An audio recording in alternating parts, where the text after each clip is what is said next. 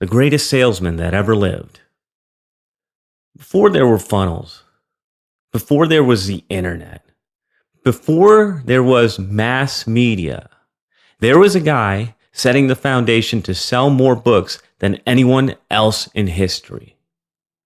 I call him the greatest salesman that ever lived. His name was Jesus, and the book is the Bible. I'm working my way through it again, and I still can't believe some of the crazy stuff in there.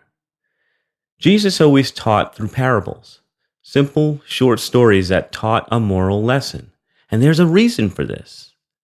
I'm not sure why humans are hardwired to pay attention to stories. Maybe it's because that's the way they passed information from one generation to another before the written word. Think about it.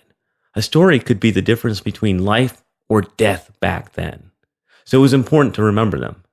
Anyways, stories work as well today as they ever have, and in some cases, even better. Why? Because there's so much noise out there. Marketers crying, listen to me, look at me, pay attention to me, notice me. People are blind and deaf when it comes to that stuff. But a good story sucks someone in from the beginning and keeps them hanging on every word to the very end. So why am I telling you about this?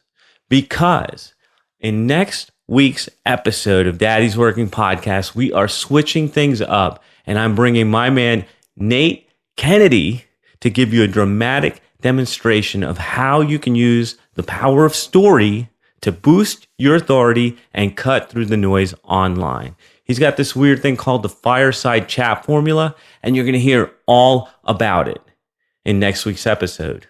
This is thepodcastfactory.com.